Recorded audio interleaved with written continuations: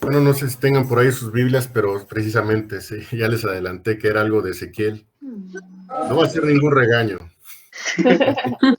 Aunque Ezequiel es muy regañón los primeros 24 capítulos, ya después se vuelve, no, 29, 24 para el pueblo de Israel, del 25 al 31 a las naciones paganas, al 32 y del 33 en adelante sus profecías se vuelven más de esperanza, más de consolación. Complicadas, pero son de mucha esperanza. Ezequiel 24. Ezequiel 24, y ahorita quiero tocar la primera parte del versículo 16 nada más. O sea, este mensaje, de hecho yo lo tengo subido en el internet por ahí, y como lo titulé, fue el profeta admirable. Y me gusta mucho. Los profetas, como han llevado su vida, como llevaron su vida, me gusta mucho ellos. Lo mismo apóstoles como Pablo. Para mí Pablo, por ejemplo, es el mejor cristiano que ha existido en todos los tiempos. En el Antiguo Testamento, si yo puedo hablar, mi favorito es Jeremías. Y ahorita de Ezequiel también me gusta un montón. O sea, Ezequiel es alguien muy especial porque él no nada más decía las profecías como todos los demás profetas. A él le gustaba hacer representaciones teatrales, a él le gustaba cantar, a él le gustaba hacer todo eso que ven en obras de teatro, en cosas así de artísticas y todo eso. Él hacía diseños artísticos, diseñó una vez la ciudad de Jerusalén, perdón. Eso era Ezequiel, pues hay una parte que dice, hiere con tu puño, huella con tu pie, así dice la Biblia. Entonces ya me lo imagino como él estaba allí enfrente de todos y estaba ahí moviendo el puño y pateando y todo eso. O sea, él era así, pues él era muy, muy dinámico en dar sus profecías. Y obviamente a muchos no les gustaba, pues, pero él les decía la verdad. Y nada más para tener un poco de contexto, Ezequiel es un profeta que estuvo en el exilio, fue llevado a Babilonia en la segunda invasión. Si ustedes han estudiado ese tema, Nabucodonosor invadió Judá durante tres veces, y en la segunda de ellas fue cuando se llevó a Ezequiel a Babilonia, en una ciudad que se llama Tel Aviv. De hecho, de ahí sale el nombre de Tel Aviv en la ciudad de Israel en estos días, precisamente de esa parte de la Biblia. Pero estamos en este capítulo 24, estamos en un momento en el que ya Nabucodonosor, ese preciso día, si ustedes ven en los versículos 1 y 2, fíjense, si quieren lo leemos, dice, y fue a mí palabra de Jehová en el 9º año, en el mes 10º, a los 10 del mes, diciendo, hijo del hombre, escríbete el nombre de este día. El rey de Babilonia se puso sobre Jerusalén este mismo día. O sea, ese día fue el inicio de la tercera invasión. Ese día fue el parteaguas. O sea, es la historia de Jerusalén, un antes y un después. Aquí es cuando ya iba a ser destruida 2 años después. Iba a ser ya totalmente consumida a fuego, dice, los habitantes sobajados y todo lo que ustedes se quieran imaginar, porque una invasión, o sea, a veces dicen, no, queremos que me invadan no sé qué, no saben lo que están diciendo, lo que es una invasión. O sea, es lo peor que puede existir. Las vidas son, o sea, los derechos humanos son nada cuando una invasión sucede. Y eso es lo que estaba pasando en Jerusalén en este momento. Pero lo que llama la atención es que la vida ya no sería la misma para el pueblo de Israel, pero también la vida ya no sería la misma para el mismo Ezequiel. Y es en lo que me quiero enfocar el día de hoy. Si quieren, la primera parte del versículo 16, miren lo que dice. Hijo del hombre, he aquí yo te quito de golpe el deseo de tus ojos. Hasta ahí lo vamos a leer un poquito. Ahorita vamos a leer todo lo demás, pero fíjense cómo dice, hijo del hombre, he aquí yo te quito de golpe el deseo de tus ojos. Quieren que entendamos de que en este momento cuando ya inicia la invasión, Dios está preparando el tiempo siguiente y el tiempo siguiente, lo que va a venir después de esa invasión. Y lo primero que va a pasar es que Dios le va a callar la boca al profeta. Es lo primero que va a hacer. O sea, esta es de las últimas profecías que le da al pueblo de Israel. Y por 3 años, nada más por 3 años lo va a dejar mudo. Pero aquí va la manera en cómo lo deja mudo. Por 3 años, cuando recuerden que estos son exiliados en Babilonia, todo lo que está sucediendo allá en Jerusalén, ellos no están tan al tanto. Es más, la gente que estaba allí en Babilonia, ellos creían por alguna extraña razón que Nabucodonosor iba a ser vencido y que iban a regresar a Jerusalén, a Judá, y que iban a estar todos felices y contentos. Pero lo que no querían reconocer es que que Israel, Jerusalén, Judá en este caso, ellos estaban adoptando los ídolos de las gentes, estaban volviendo muy idólatras, estaban cometiendo cosas atroces, pues, y creían que aún así Dios estaba con ellos. Y no se estaban dando cuenta que las invasiones de Nabucodonosor eran precisamente la respuesta de Dios, el castigo de Dios por lo que estaban viviendo. Pero cuando yo veo esto, yo veo que muy pronto Ezequiel ya no les va a decir nada, ya no va a hacer sus representaciones teatrales, ya no va a hacer nada de eso, ya se va a quedar callado. Pero cómo empieza, y si quieren lo vemos otra vez, pero ahora los versículos 15 y 16 todos juntos, dice, y fue a mí palabra de Jehová diciendo, hijo del hombre, he aquí yo te quito de golpe el deseo de tus ojos, no endeches, ni llores, ni corran tus lágrimas. Esta es una historia que yo estoy seguro que muchos ya la conocen, si no es que todos ustedes ya la conocen. Es una historia en la cual, no porque sea tan conocida, no quiere decir que no sea impactante.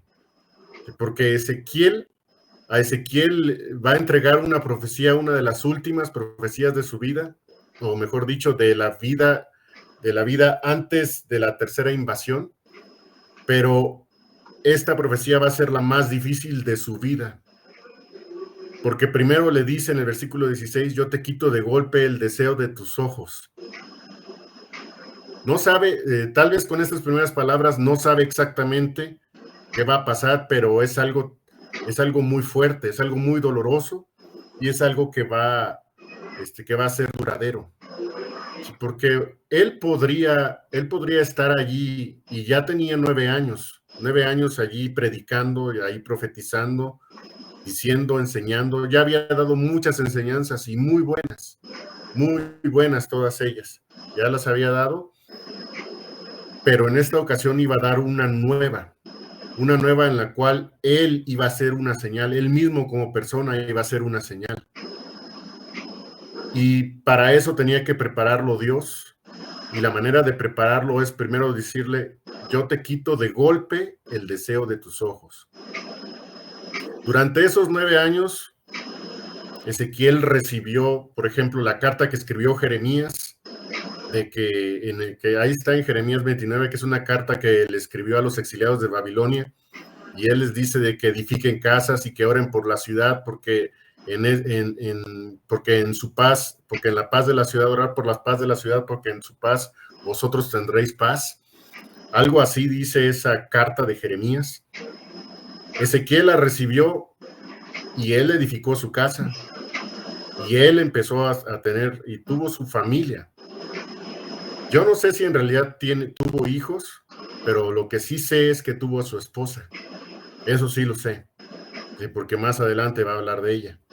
Sé que él estaba casado y él podría tener muchos problemas a la hora de profetizar la palabra, podrían incluso tener alguna situación física contra él, podrían golpearlo si ustedes quieren verlo así, pero él siempre podría regresar contento a su casa, siempre podría ser recibido con los brazos abiertos por su esposa.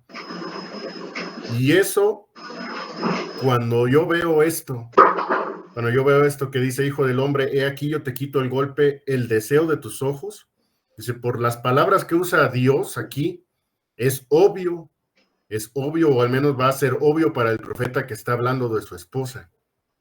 Porque él Él la amaba mucho, amaba demasiado a su esposa, y hay algo que Dios hace, que Dios, o sea, es como que nos pone a reflexionar cuando nosotros decimos, yo quiero entregar mi vida a Dios, yo quiero hacerlo, yo quiero entregar mi vida a Dios. Y eso es bueno. Todo cristiano lo dice y lo debe decir, y está bien que lo diga. Pero también Dios nos da las enseñanzas de qué significa eso. ¿De qué significa yo me entrego a Dios? ¿Qué significa? ¿Qué significa que yo exprese esas palabras? Porque Dios lo va a dejar muy claro aquí. O sea, Ezequiel tenía a la persona que más amaba en este mundo, que era su esposa. Pero ni ella ni a ella amaba a Ezequiel más que a Dios. No sé si lo expresé bien, pero amaba a Dios más que cualquier persona, más que cualquier cosa, y lo va a dejar muy claro cuando leamos los siguientes versículos. Él amaba mucho a su mujer, y él sabía, cuando él dice esto, sobre todo si lo leemos otra vez, pero ahora los versículos 16 y 17, dice, hijo del hombre, he aquí yo te quito de golpe el deseo de tus ojos, no endeches, ni llores, ni corran tus lágrimas. Reprime el suspirar, no hagas luto de mortuorios, ata tu bonete sobre ti y pon tus zapatos en tus pies, y no cubras con rebozo, ni comas pan de hombres. Primero dice, de golpe el deseo de tus ojos, y luego en el 17 dice una frase, no hagas luto de mortuorios. Dice, es obvio que alguien va a morir. Es obvio. Es obvio que Dios está diciendo, alguien que tú quieres va a morir. Y es sorprendente, lo que sorprende más de estos pasajes no es, bueno, sí es lo que Dios dice, obviamente, pero es lo que no se oye. Hay algo que no se oye ahí. La voz de Ezequiel. ¿Ven que Ezequiel dijo, ¿por qué lo haces así? O cosas de ese estilo. ¿Sí lo ven? O sea, no hay absolutamente ninguna respuesta, ninguna reacción de parte de Ezequiel. O sea, él es como cuando a un caballo manso lo están latigueando y el caballo puede sentir dolor, pero sigue y sigue y sigue a la orden de su amo. Sí, esto es como tratar de representar qué es lo que está pasando aquí. O sea, Dios le está ordenando una de las cosas más difíciles que va a tener en su vida. Y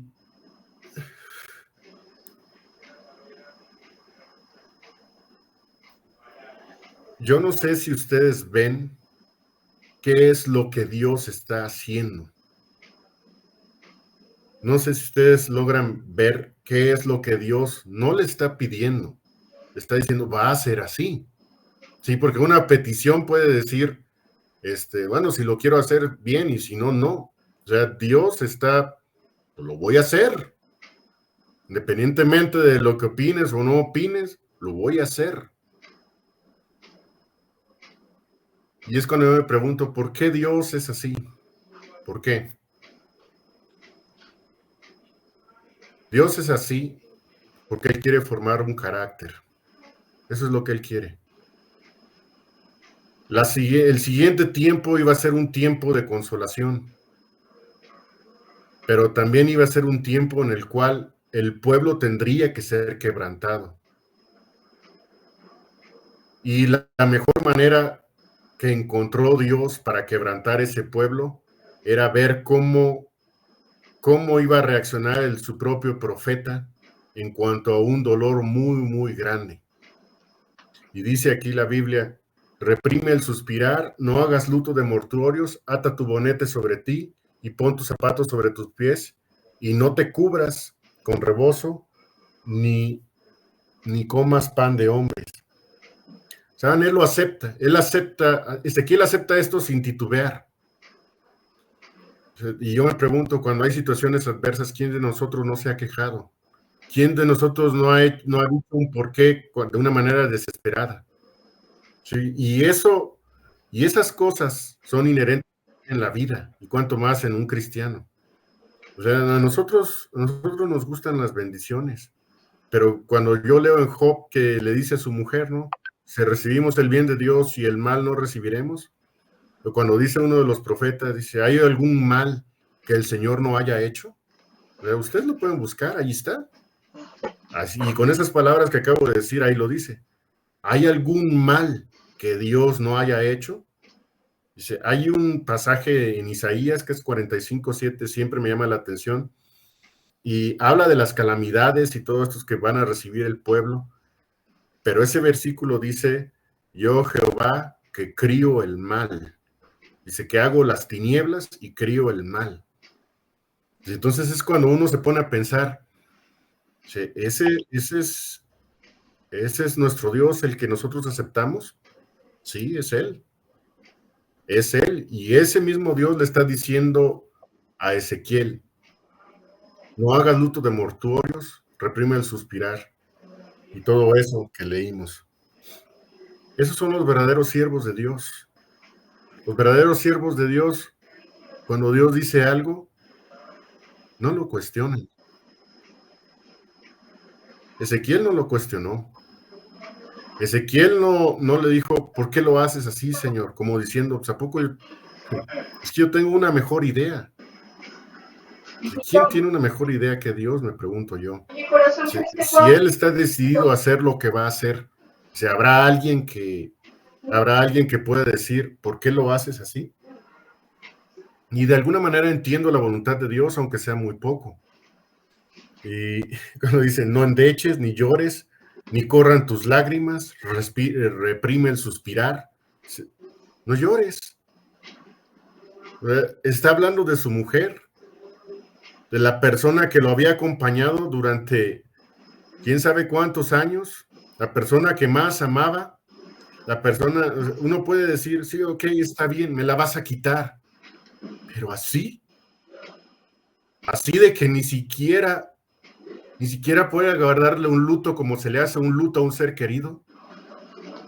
Si alguno de ustedes han tenido el desafortunado evento de perder a un ser querido, pues lo menos es llorar por esa persona.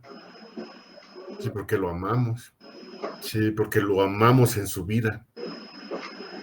Pero aquí a Ezequiel está diciendo Dios, no llores, reprímete, ni siquiera suspires. ¿Cuánto me falta? Dice, a veces nos sentimos como que muy crecidos en el cristianismo y nos arrobamos de tanta arrogancia y decir, yo ya estoy lo suficientemente crecido y apenas estamos gateando. Dice, ojalá nos despojáramos de todas esas cosas, nada más porque leemos aquí o porque tenemos un cierto conocimiento más que los demás, cuando en realidad no somos nadie comparado con estos grandes siervos de Dios. Y eso que ellos eran siervos, y no es para exaltar al hombre, porque Dios es el exaltado, pero ustedes ven cómo Dios quiere que nosotros nos entreguemos. ¿Saben? Y yo no sé qué haría si yo perdiera a mi esposa. Yo me pongo a pensar, hijo, no, si yo perdiera a mi esposa, así de repente, pues, no sabría qué hacer. Yo lloraría tanto. Pero Dios le está pidiendo, no le está pidiendo, le está diciendo a Ezequiel, tú no vas a llorar, tú no vas a lamentarte de nada de esto. Y más adelante lo explica por qué. Dios tiene sus razones y no las entendemos muchas veces, pero son las mejores razones. No existe nada más, vamos a decirlo así, no existe nada más grande, nada mejor que lo que Dios ha establecido, aunque eso puede implicar un sacrificio muy grande por parte nuestra. Y cuando uno dice, yo quiero ser entregado a mi amo, a Dios, hay que estar dispuesto a veces a más de un sacrificio, y sacrificios grandes, y sacrificios fuertes, porque así es Él.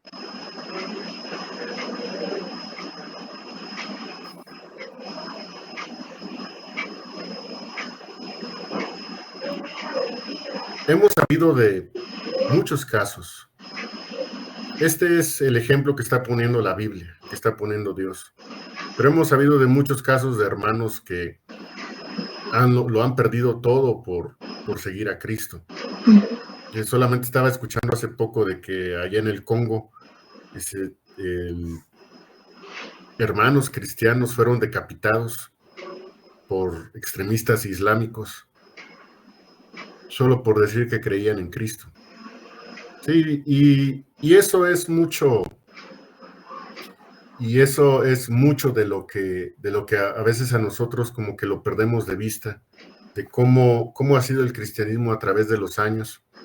Pero Dios siempre ha sido así, o sea, siempre ha buscado la manera de cómo mostrar su nombre ante la humanidad.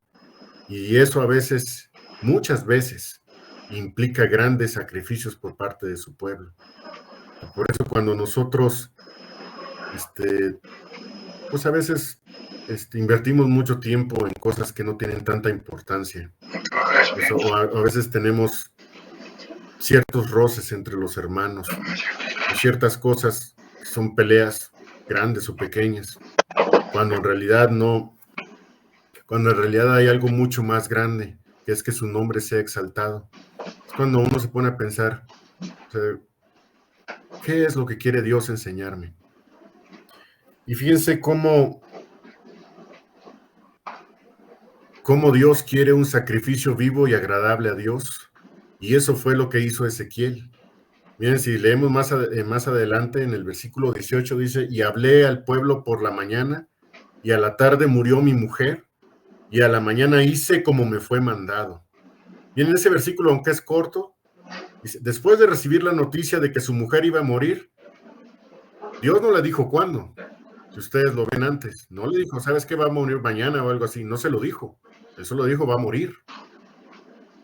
Y después dice, hablé al pueblo por la mañana.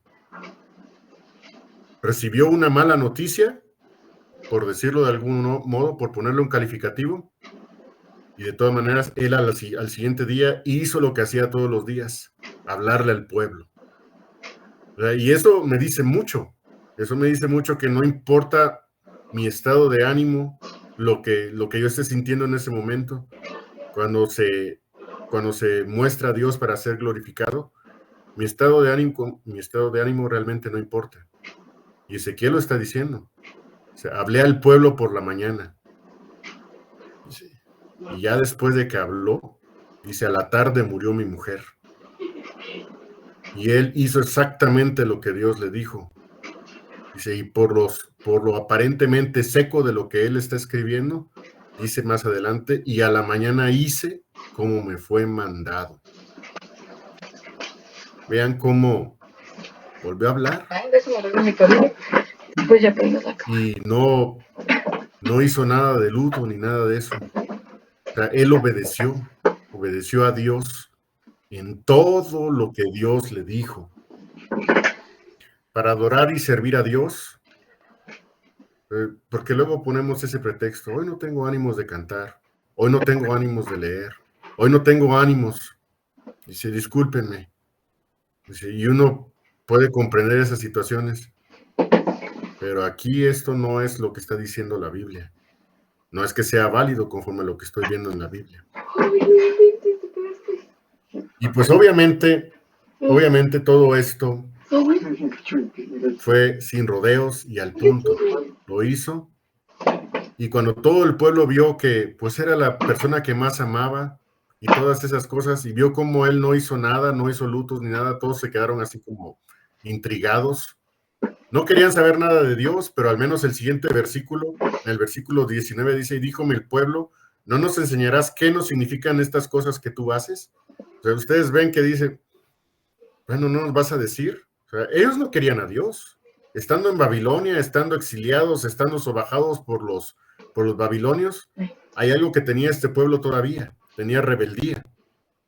Y aún, pero dijeron ahí, se intrigaron y dijeron, ¿no nos enseñarás qué significan estas cosas que tú haces? Y luego ya viene la revelación de por qué Dios hace lo que hace, y vamos a leer ya los últimos versículos, ya para no entretenerme más. Dice el versículo 20, dice, y yo les dije, palabra de Jehová fue a mí diciendo, di a la casa de Israel, así ha dicho el Señor Dios, he aquí yo profano mi santuario, la gloria de vuestra fortaleza, el deseo de vuestros ojos y el regalo de vuestra alma. Vuestros hijos y vuestras hijas que dejasteis caerán a cuchillo, y haréis de la manera que yo hice. No os cubriré con rebozo, ni comeréis pan de hombres, y vuestros bonetes estarán sobre vuestras cabezas y vuestros zapatos en vuestros pies. No endecharéis ni lloraréis, sino que os consumiréis a causa de vuestras maldades, y gemiréis unos con otros. Ezequiel, pues, os será por señal, según todas las cosas que él hizo, haréis. En viniendo esto, entonces sabréis que yo soy el Señor Jehová.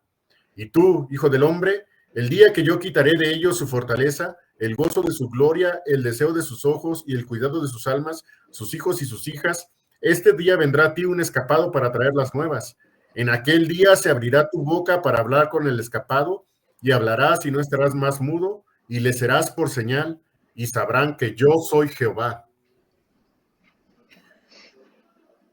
Ya les dice, es por esto, lo que yo estoy representando, ustedes lo van a vivir. Ese era el mensaje. Dice, ustedes lo van a sufrir. Y en ese tiempo, y ahorita ya para terminar lo vamos a ver, si ustedes se fijan, por ejemplo, en el versículo 27, dice, en aquel día se abrirá tu boca para hablar con el escapado. Sí, ahí, ese día llegó 3 años después. Están en el año 9, en el año 12 fue cuando llegó, lo vamos a ver ahorita, está en Ezequiel 33. Pero ustedes ven que en 3 años Dios se cayó. Ellos, el pueblo de Israel, pues así lo quiso, así vivió. Ellos no querían creer de que Jerusalén estaba siendo invadida, no querían creer de que estaba siendo destruida. Y Dios ya no les habló. Y cuando ese día llegó en el cual iban a recibir la noticia, Jerusalén fue destruida, ese día se les heló la sangre. Y ese día por fin entendieron que Dios estaba hablando en serio. Si quieren, nada más para no dejarlo, y eso es como un dato nada más, vamos a Ezequiel 33, ahí está. A ver, Ezequiel 28, 29, 30, 31, 32, 33. Ezequiel 33, versículos 21 y 22. Ahí dice, y aconteció en el año 12º de nuestro cautiverio, o sea, fíjense, estaban en el año 9, y ahora dice, y aconteció en el año 12º de nuestro cautiverio, en el mes 10º, a los 5 del mes, que vino a mí un escapado de Jerusalén diciendo, la ciudad ha sido herida, y la mano de Jehová había sido sobre mí la tarde antes que el escapado viniese, y había abierto mi boca, hasta que vino a mí por la mañana, y abrió mi boca, y no más estuve callado. Así lo ven. El pueblo, por ser idólatra y todo eso que hacían, no quisieron a Dios. Por 3 años Dios se quedó callado, y después cuando recibieron la noticia de un hombre que escapó, obviamente escapó de Jerusalén, quién sabe cómo Dios lo hizo escapar, pero escapó, y estamos en el entendido de que si estamos en el año 12º, tardó 3 años en llegar de Jerusalén a Babilonia, los 1000 y tantos kilómetros que tuvo que recorrer él solo. Y cuando llegó a esos 3 años, herida. Y allí es cuando empezó a hablar. Desde antes, desde unas horas antes, había empezado a hablar otra vez Ezequiel. Pero ustedes ven cómo Dios está cumpliendo todo lo que Él dice. Esta ciudad, estas personas van a pasarla mal. Estas personas que van a tener que sufrir sin llorar, sin lamentarse, porque así quieren vivir sin Dios. Así lo quisieron hacer y así va a ser. Y Dios cumplió. Pero como les digo, todo esto era para formar un nuevo carácter. Todo esto es digamos así, como un nuevo renacer, por decirlo de algún modo, porque esa destrucción de Jerusalén era importante. Es como someter un metal lleno de escoria bajo el fuego, se funde y flota la escoria y tiene que sacarse. O sea, ese tipo de figuras Ezequiel las usa, y algo así estaba haciendo con la ciudad. Los estaba preparando para lo que iba a suceder unos años después, unos 70 años después, en la libertad que proclamó Ciro, ¿no? Y que regresaron a Jerusalén y reedificaron el templo. Pero todas esas cosas no iban a pasar hasta que Dios formara su carácter, hasta que Dios formara y reformara sus vidas como Dios quería hacerlo. O sea, y ese es el mensaje en general, y es mucho el mensaje de la Biblia. Muchas cosas pasan y uno dice, ¿por qué pasa esto? ¿Por qué pasa lo otro? Y mucho tiene que ver en cómo Dios quiere formar nuestro carácter como cristianos. Y esta es una de las cosas o sea, a mí, yo no sé ustedes, pero sobre todo, no te quiero poner ahí en el reflector, Efraín, pero pues eres el que se va a casar. Entonces es cuando uno se pone a pensar, ves lo que está, y es para todos, ¿no? Ves lo que está diciendo Dios, lo que hizo Dios para que su nombre sea exaltado. O sea, vean ustedes qué es uno puede decir lo maravilloso que es Dios, lo impresionante que puede llegar a ser, pero uno impresionante en el sentido de que es como cuando nos pasa un camión encima. Y ya después de que nos pase un camión encima, no somos iguales. O bueno, yo esperaría eso. O sea, eso solo pasa, el que queden igual, pues solo pasa en las caricaturas. Pero si nos pasa algo así, una aplanadora, algo tiene que pasar en nuestras vidas. Algo tiene que pasar. Y así es Dios. Que algo debe hacer y algo va a hacer para que dejemos de pensar menos en nosotros mismos y más en Él.